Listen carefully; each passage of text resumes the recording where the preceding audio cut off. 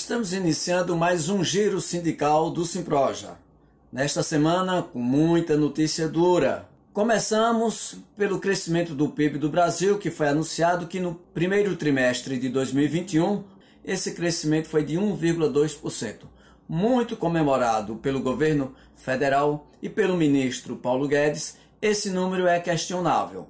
É um número que não reflete as necessidades de crescimento do Brasil. O Brasil perdeu 7 posições no ranking de crescimento global. Para se ter uma ideia, o Chile e a Colômbia, cujo país está num tremendo movimentação com a sua economia paralisada, cresceu mais do que o Brasil.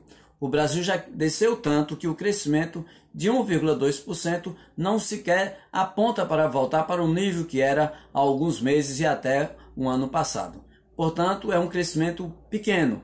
E como não provoca consumo no Brasil, por conta da política econômica do país, esse crescimento poderá ser fofo, ou seja, não se sustentar. Outra notícia difícil que está no debate a nível nacional é a questão da CPI. Ela não sai. E esta semana esteve presente na CPI a médica que dá lastro, que dá informação, que é responsável pela política de saúde pública no Brasil. A doutora Nise Yamaguchi deu um show de horror na CPI nesta semana. Não soube responder a diferença entre vírus e protozoário, mentiu diversas vezes, com a voz mansa tentou desviar as respostas e ficou desmascarada a política de Jair Bolsonaro, que mais uma vez mostrou que não tem competência para enfrentar o vírus, para enfrentar a pandemia em que vivemos. A doutora Nise Yamaguchi mostrou bem a cara do governo Bolsonaro. Irresponsável, incompetente, desqualificada para enfrentar essa pandemia.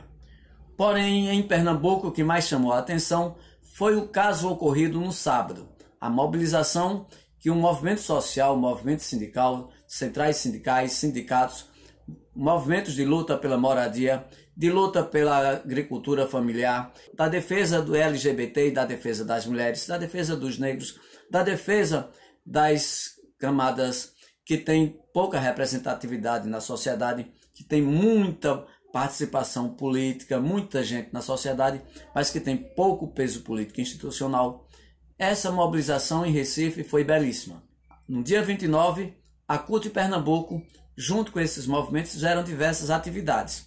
Uma atividade muito bonita em Petrolina, presencialmente, com todos os cuidados, sem nenhum percalço, sem nenhum atrito, sem nenhuma posição da Polícia Militar de violência. A posição da Polícia Militar em Petrolina foi de dar acompanhamento e dar apoio para que não acontecesse nenhum percalço. Portanto, garantiu a beleza que foi a manifestação em Petrolina. Fizemos também em Garanhuns, a Frente Brasil Popular fez uma bela manifestação online, com a live a partir das 19h30.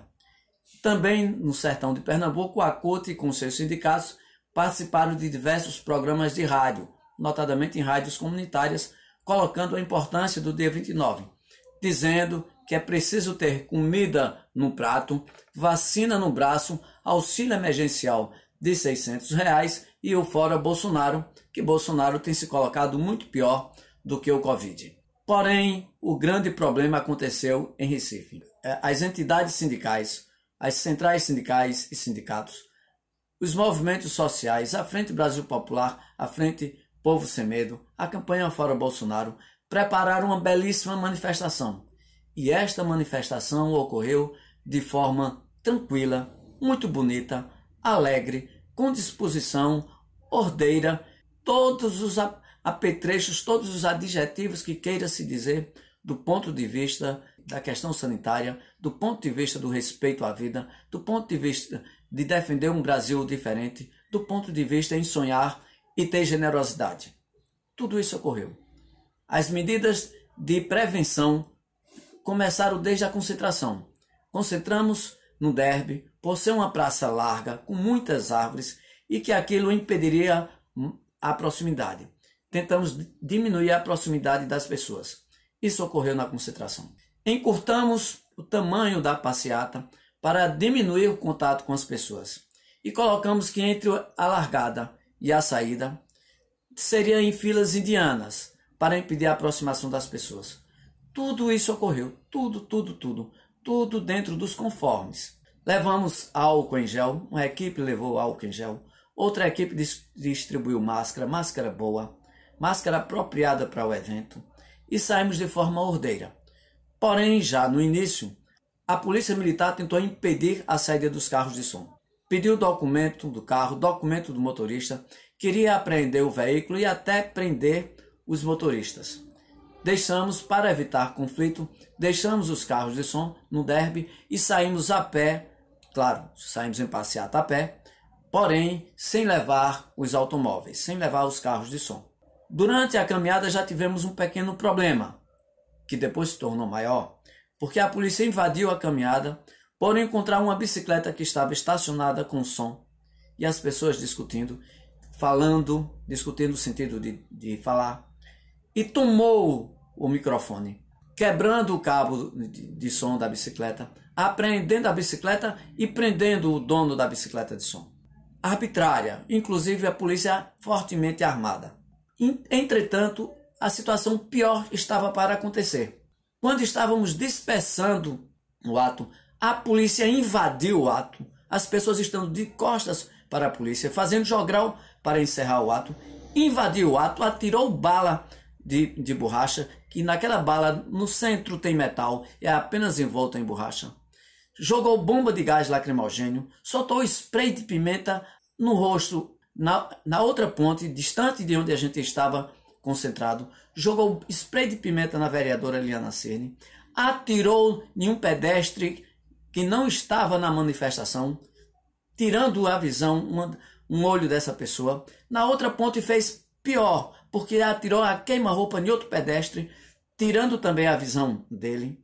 Atirou nas pessoas que estavam socorrendo os pedestres. Atirou em pessoas que estavam num ponto de ônibus a mais de 1 quilômetro de distância do final da concentração. Pessoas que estavam esperando transporte público.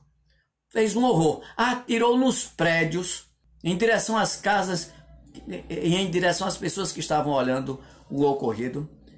Fez uma algazarra. Cometeu crime.